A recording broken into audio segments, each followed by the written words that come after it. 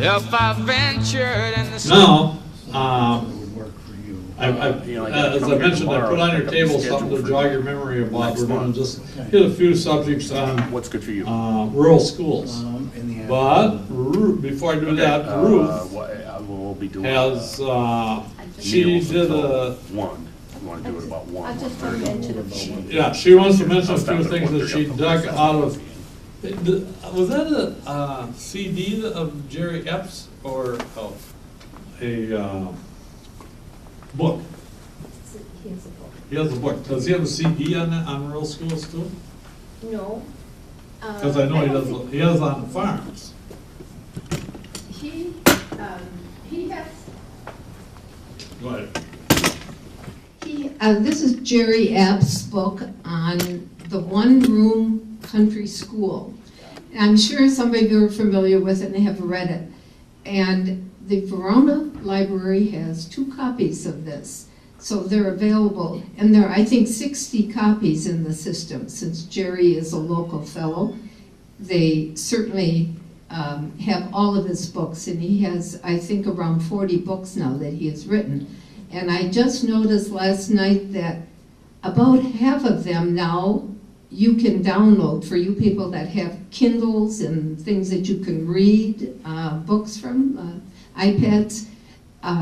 You can download a lot of his books from the internet for that. But in the paper last week, there was this article about Jerry Epps. Do you all know who Jerry Epps is? Well, from Wild Rose, Wisconsin. Yeah.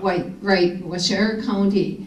He, the Friends of the Library have had him here 2 or 3 times to speak on his latest book.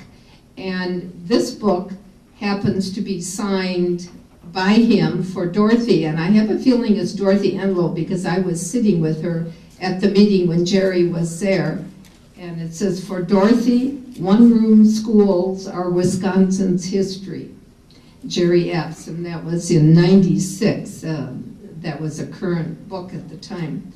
But this week in the paper, or last week, the 15th, there was this article on Jerry, whose latest book is The Quiet Season. Now, I think some of you who watch Wisconsin Public Television just saw Jerry's farm program that ran for several segments of their fundraiser. And Jerry is quite a humorous fellow. When he writes, his books are very easy to read. If you haven't read any of them, I would advise you to check a couple out. But he's interviewed in this article on the 15th of Sunday's paper it was. But in keeping with the school idea, on page 117 there was a picture of a white school from Dane County, and I wanted to see if this is the white school we're talking about. Is this it? Yep. Okay. Just a quick glance, I'd say that's it. It's on the cover of the book. And it's also, but he doesn't say anything about it. He shows a lot of pictures of other schools around the state, but he doesn't discuss anything. Sure you'll say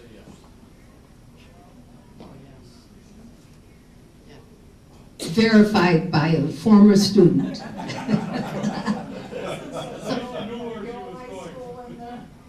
No, I didn't see any other ones from Dane County. I thought it's in there because now, Oh. Western and Pillai, Oh. and that's where the Pillai school Oh, is. well, just let me look. I didn't look Paoli. No. I didn't see any on a really quick glance, but, so, to give you some ideas of what we're going to talk about, I just wanted to read you a few things from this book on his Christmas pageant memories. He has one section that runs 4 pages, and I won't read that one because it takes over 10 minutes. But he talked to several former teachers and about their Christmas pageants, that things that went awry or things that were good.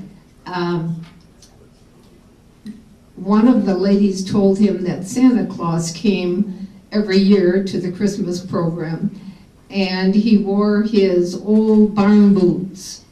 They were so strong they could have walked in by themselves. One Santa was so stricken with stage fright that he forgot his own kids' names. One fortified himself with a bottle of scotch under his belt.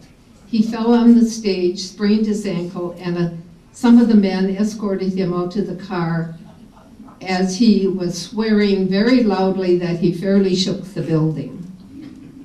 Another Santa came on stage jingling the bells and shouting, "Ho, ho, ho," before the program was completed. The rest of the program was in shambles, much to the disappointment and anger of the children who had not performed yet and loudly had voiced their anger to their parents. And the teacher said, "I was numb for days." And then he quotes Larry Mueller, who you know from Wisconsin Public Radio. His children went here to Verona schools. He recalled one of the memorable roles he played in a Christmas program skit. He played the part of a tire in a one-act play about an automobile. Two children sat in the cardboard auto, and two more played the part of the tires on the side of the auto toward the audience. Mueller, as a tire, had to explode at one point in the skit. At the appropriate time, he yelled, "Boom!" and then spread out his arms and legs and lay flat on the floor. He was clearly a flat tire.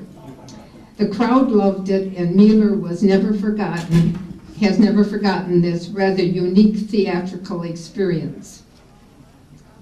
And I think there's a couple more here.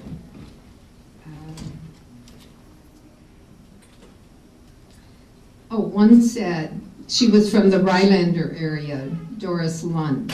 She told about a little first grade boy who bravely started reciting the Christmas poem that he had memorized, and after 3 lines he couldn't remember it. He stopped reciting and called out, "What comes next, Ma?"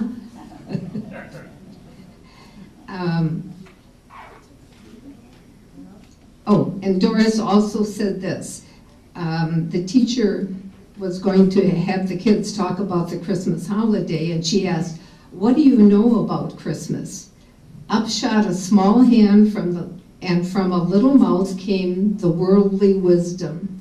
If Jesus hadn't eaten the apple that Mary gave him, he wouldn't have had to have worked so hard.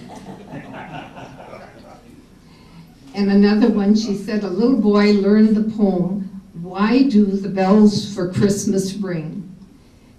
and did it very well during practice, performing perfectly. The night of the Christmas program, he got on stage and stood straight and tall and in a clear voice said, "Why do the bells for Christmas ring?" And then there was silence for a moment, and then he continued, "That's the reason why." And he bowed his head and left the stage. He knew how to shorten the poem, Jerry said. And then I just want to sum up Jerry's story. It was about his teacher when he was in 8th grade. He had a new teacher, and there was one little boy, Johnny French, who came from a family that spoke English. However, they laced it with a lot of profanity. So little Johnny couldn't even complete a sentence without using a lot of words that the teacher didn't think were appropriate. So she thought if she gave him a fairly large role, that he could have something to say, and maybe she would teach him along the way that when you say Jesus and things like that, you should use it in the right context. So they had the practice, and little Johnny was very quiet because it was hard for him to memorize, and he wouldn't speak up, and she kept saying, speak louder, all through the practice. And finally, when the big night came, little Johnny was still talking very quietly.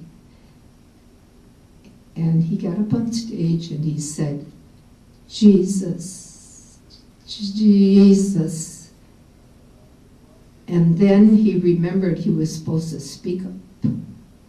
So he stood up straight, Jerry says, to all of his 4'6", and he said, Jesus Christ was born on Christmas morn. And everybody who had been straining to hear sat back. But he goes in much more detail.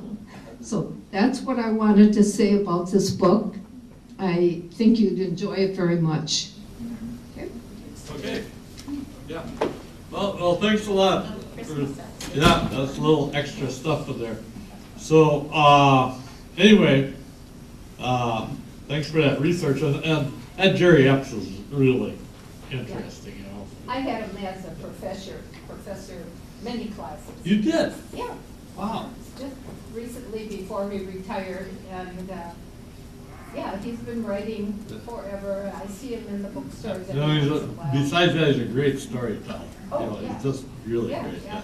He writes 2 columns a month in the Country Today newspaper. Oh, he does? Yeah, so it's pretty interesting. Oh, okay. Is it bi-monthly or bi-weekly? He writes 2 columns a month, Okay, and the paper comes out every week.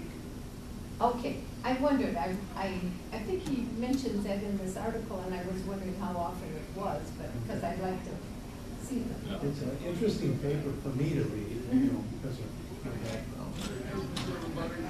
Yeah, he always has 4 books going, 3 or 4 books going. I made a couple suggestions, and he said, oh yeah, I have that on my list of books to write, so. No kidding. Yeah. Okay, we'll just start a little discussion here about rural schools. Some of the things I have written down, plus there's a lot more things that we just might want to mention. We could start off with the walk to school. You know, everybody says you had to walk a mile in the snow. I don't know, that was always quite an experience for myself walking to school. I'm pretty sure it was a mile. You know, you just you walk, and you would walk with, you know, the neighbors would come kind of pick up more as you went. So there might, by the time you got to school, there might be 3 or 4 of you.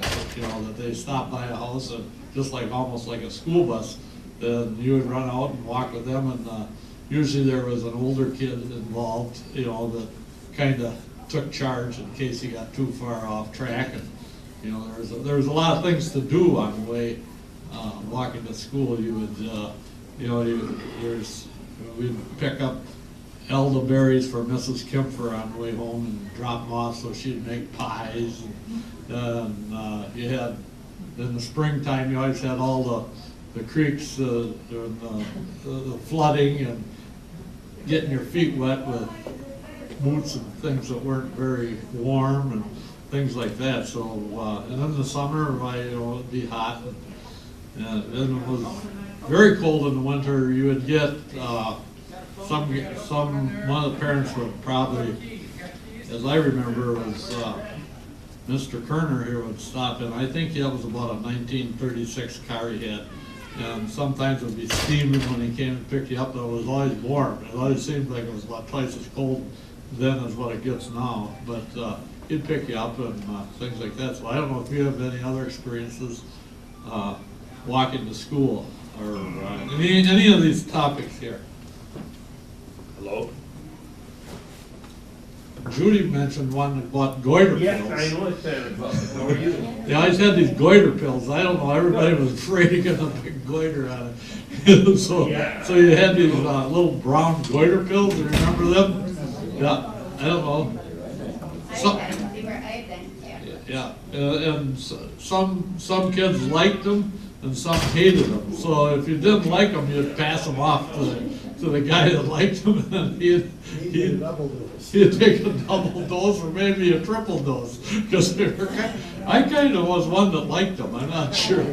I never got a goiter. But the guys, nobody got goiters that I knew of. But boy, they were miserable things if they We did. had cod liver pills too, which they looked like yellow M&Ms. And they weren't bad because they were coated. Did anybody else have those? My mother used to give us cod liver oil in a teaspoon. Terrible stuff. Oh, God. What did it do for you? Oh, it's, Lubricates your joints. oh, yeah. I'm serious. I wonder if I would have made it without them. Omega-3s before we knew they were omega-3. Oh, they were. You're talking about schools, you forget that Verona Grade School was really one good school. Where was that located? Right where it is. Right where it is. Right where the The main. old building. Yeah, the old building. That was just one room at one time. Oh, no My kidding. dad taught there in about 1912. He got $40 a month to do the janitorial work in each school. $40? He taught there 2 years. $40. Well, that's I not. got the contract at home. Oh, you do? How about, like a typical day, what you did, you arrived at school, usually they had, at least our school had a bell, so they'd ring, you always got there early, so we could play outside for a while, and then they'd ring the bell and everybody would go in. Lots of the times the teacher just had a hand bell, but our school had a bell in a tower, and they'd ring that, and you'd all go in and take your Where spot. was that school located, John? The school I went to, Yeah. West Milton School. It's out Is that right where it is now? no, it was Prairie Road, where Watts Landscaping is. There's this old school right, I think it's ABC Construction or something now. But that was one school, one room school. There was probably about 12 or 13 of us in there. And I think 5 of them were holler kids. God, they had a lot of kids. Everybody, they were all holler. That was quite an experience there, the recess in the winter time. It was just like, you'd build forts and you just had snowball fights all the time. You couldn't wait to go out there. One time I remember this guy, his name was John Barlow. And he was an 8th grader, and I was in 1st grade. And they were, I don't know, he was retreating by the snow fort that we had, and I don't know, I was probably weighed about 25 pounds, and I packed up a pretty good sized snowball. He came by and I hit him right side the head with a snowball. He didn't like that too much.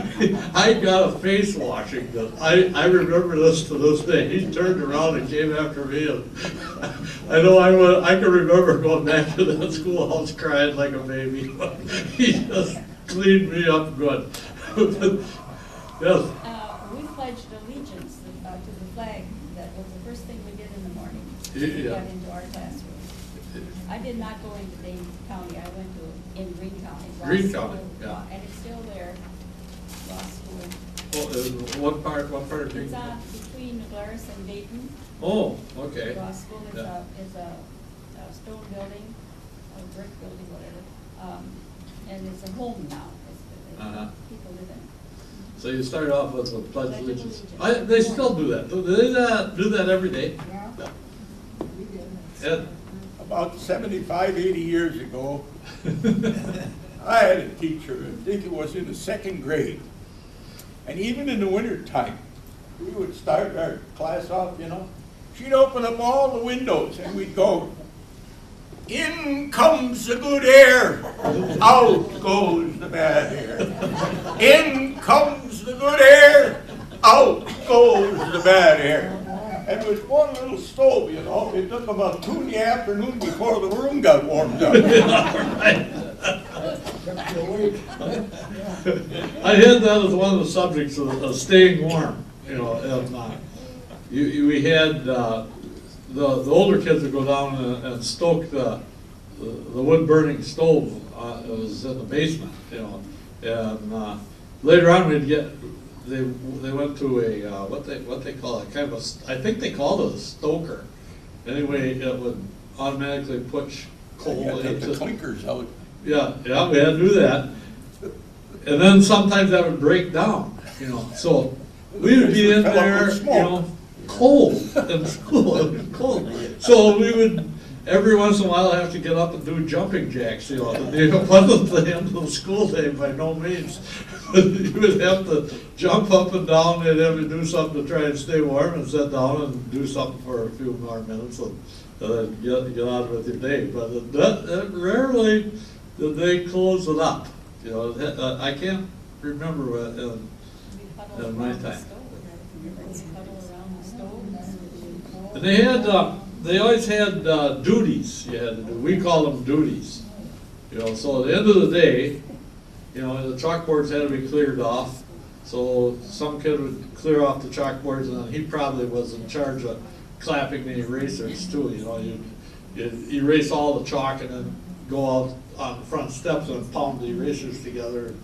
White puffs would come up, and the other guys swept the floor. And you had these duties for a week or a month, I don't know. But you always, you always cleaned the school up when you left, and it was ready to go, you know, the next day. But you always had to do your duties, and everybody took part in them. Did you have a flag also? Flag, yeah, a special kid would put up the flag. You know, that was part of his, and you would never let it touch the ground. I know that. That was part of it. You know, you always put the flag up every day. You had to say the Pledge of Allegiance. Oh, yeah. Flag, pledge allegiance to the flag. I have a question. Yeah.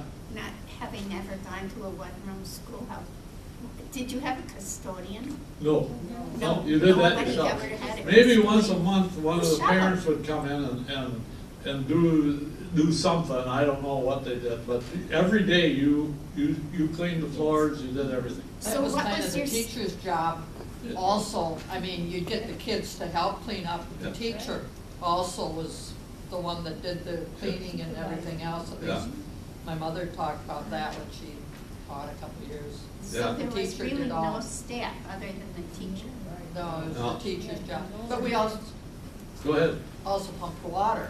Oh, And the first thing in the morning, 2 kids were always assigned to pump the water, and then you poured that into, well, like this big crock thing yeah. for the day. Had a little spigot on there. you know. Yeah, spigot on it, Yeah. but 2 kids were always assigned the Yeah. job of pumping the water. We had Arnold Zing, had an old Model A pickup.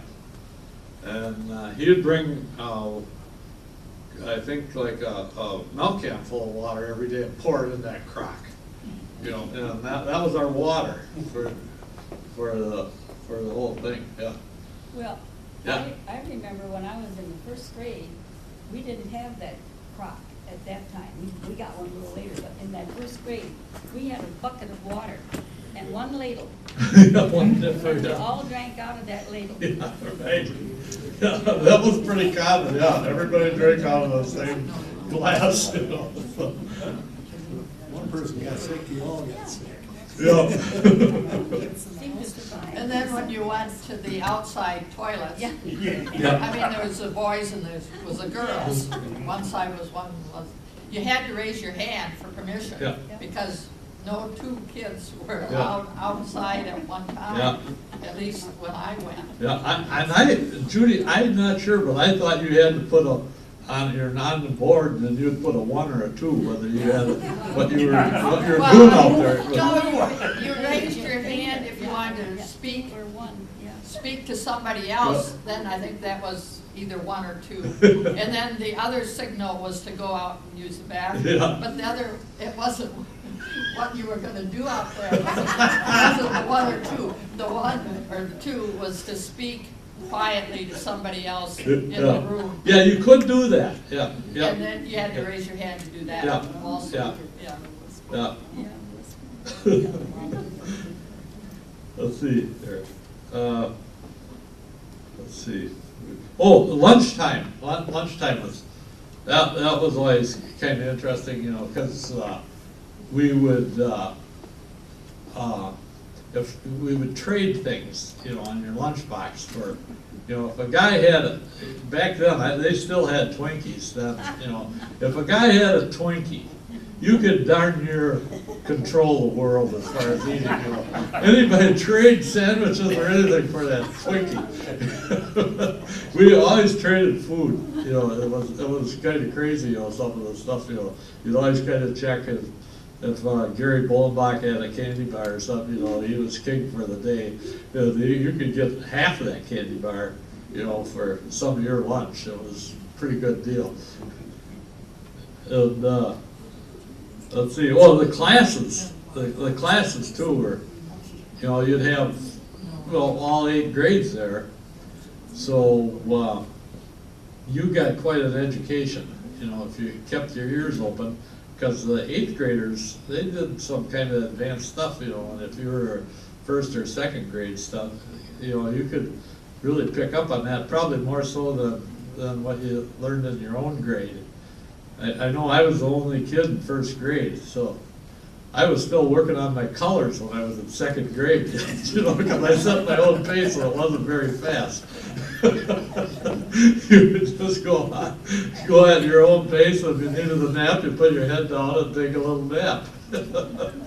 So, but then the second grade, I was the bottom of the class. Some other kid came in there and took over first place.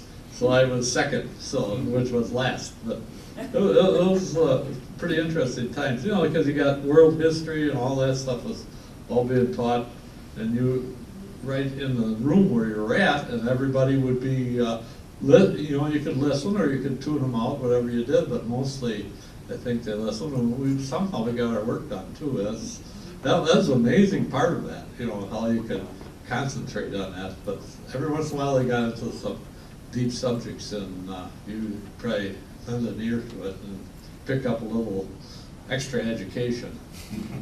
So, well, like socializing events, you know, you learned everything in that school. It was really, you know, I know I had one teacher, Darlene Richardson, she died here about 5 to 10 years ago, I don't know. But there's a Richardson family from Verona. She taught everything, you know, how to polka, how to do, you know, everything, you know, how to dance, you know, everything, you know, there was, you know. And we had these box socials. Yeah. Oh man, that was something. You would come with you know, your parents would prepare something for you, and then you'd bid on it. And then you would have to have your if you wanted to bid, you would eat what was ever in the box, you know, with the partner you bought it from.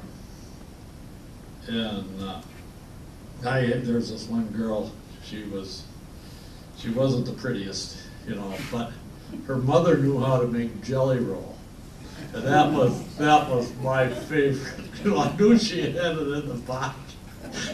I got it pretty cheap, but I had to eat it with her.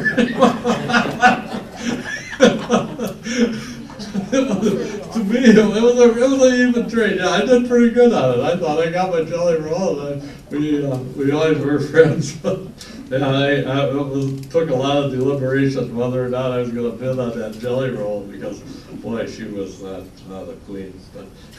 But we worked it out, and everybody else did that too. That was, I guess we had these little clubs, and sometimes you earned a little extra money with those box socials and stuff. You'd get some money. And I don't know what we ever did with the money, but it wasn't very much. But it was kind of fun.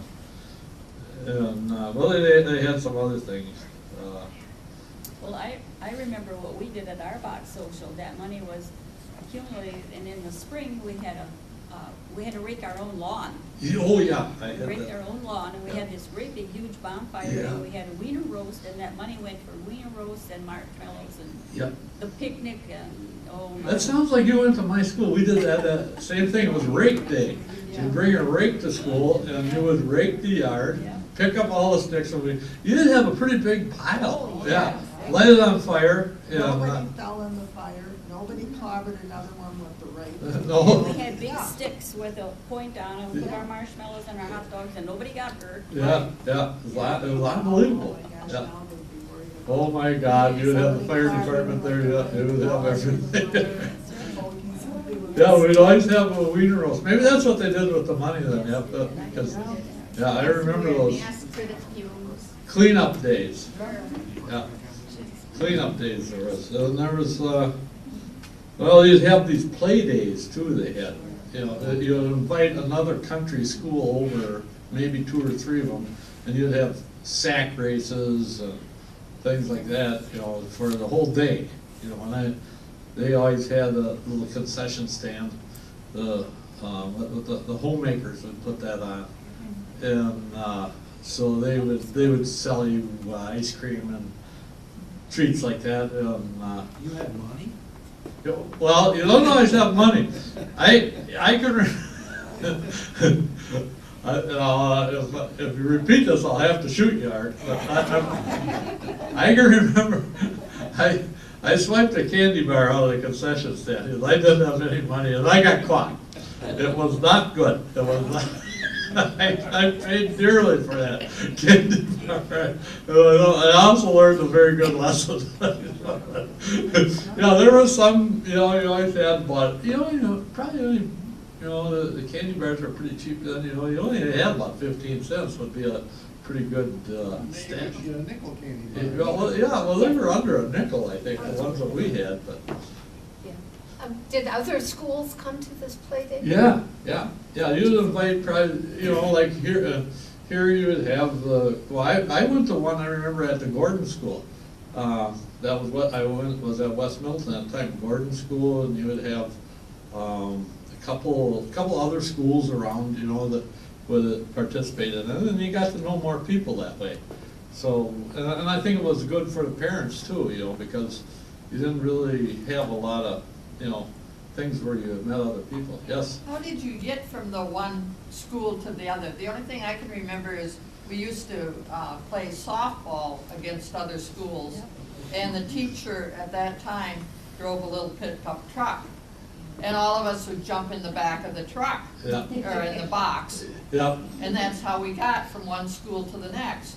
But I don't remember, I do know we got together for those play dates or the sack races, I kind of Yeah. remember. But I don't remember how we got there. Yeah, I can't recall either. I don't know whether, you know, whether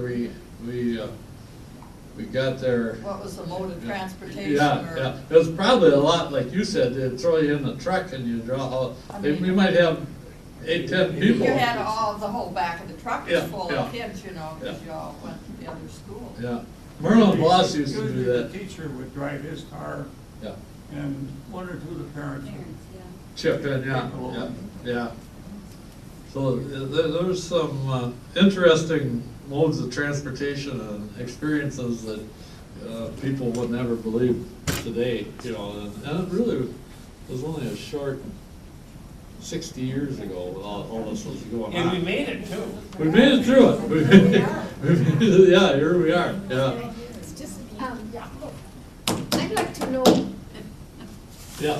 Yes, for the girl was in it.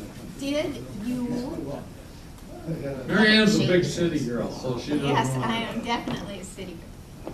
Did you have a chance to belong to any organizations at all, like the Girl Scouts, the Brownies, any of that? 4-H. 4-H, yeah. 4-H was a I big know thing. 4-H. Yeah. Yeah. Yeah, you could, well, then you'd have your 4-H meetings, and then you'd always have to do your demonstrations and all sorts of things, so. But, yes, well, I wondered, since Don just has a couple years on the rest of us. yeah. If his experience in grade school was different than what we're discussing here. Oh, I don't think so. When I went to grade school, there were 3 rooms. But Wow. originally, there was just 1 room. Yeah. And, there'd be like 2 or 3 grades in each room. It would shift back and forth depending on the population. Whether one room would have 3 classes or 2 one year, it would depend on how many kids there were. Yeah, yeah, that's kind of, you know, towards the tail end of my grade school days, that's kind of how it was. I can remember one time, we had outdoor toilets and West Milton, they put indoor plumbing in there. And they took you down, they were down in the basement. They took you down in the basement and showed you how to use the urinal. It wasn't a big problem because we were doing the same thing for trees a long time ago. They trained us to go in one spot. I thought that was kind of crazy.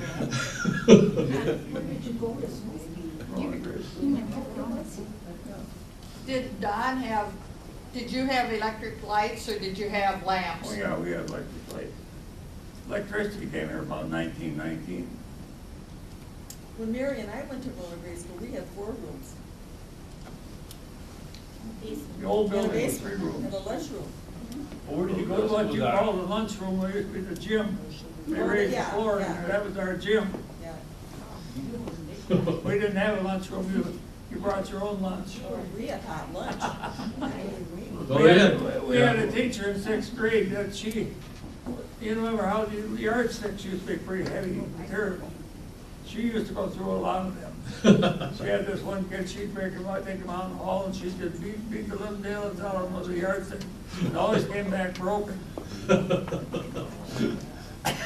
Yeah, and the recesses too, you know, you'd always have some game going on, you know, we played, I remember a lot of softball, but we didn't always have bats, you know. Well, we had teeter-totters and merry-go-rounds. Oh, the merry-go-round, that was the one I was gonna mention too. Everybody had these merry-go-rounds, you know, and you get some big kid in the middle, and he'd grab one of them poles and get that thing going, and then you would grab a hold of it, and you could hang straight out, you know, you get it going so fast. Oh, God, there was some accidents on those merry-go-rounds, they were treacherous. Yeah. Yeah, there's a whole, well, we used to play baseball, we didn't have any bats, and we used an old piece of an eat straw for a bat. That's what we had, and I don't know, somebody dragged in or their dad made a bat or some darn thing. So, you know, you just used what you had, it was a lot of fun, and the games would be continual, you know, you did a lot of work up. After you knocked the cover off the ball, you put it with friction tape. Yeah, you just taped her up and kept on going, Ball. yeah. So, let's see. Christmas, well, the Christmas ones, you know, this is the season for Christmas. They were always interesting too, because everybody had, like Jerry Epps said, you had your piece. You know, we always called them a piece, and you'd have to memorize it. He said that in. Oh, yeah. You'd have to memorize it. You would memorize until you got up in front of everybody and you forgot the whole darn thing, you know. There were inevitably. Well, they put a stage up and everything else in these old schools, you know, and inevitably, you know, some kid would get sick. It would be hot in there. It'd throw up all over the whole damn place. Well, Art Linkletter made a fortune with his stuff out of the mouths of babes. Yeah, all those pieces. You know, one kid, Paul Bolenbach, I remember, you know, he was a famous one, and he did just what Jerry Epps did. He'd be looking like this here for his mother out there trying to figure out what he was supposed to say, you know. He would be the star of the show every year. His brother Lee, he always stuttered so bad, and everybody was back there waiting for the word to pop out of his mouth. He'd stutter for 5 minutes to say hello. So I don't know, we're kind of running out of time here, so if you got anything else, I don't know. But, Well, you did a good job, John. yeah, so thank you.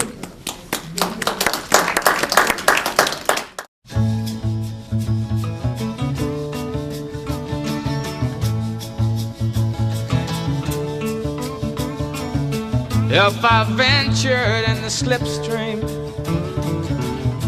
between the viaducts of your dream.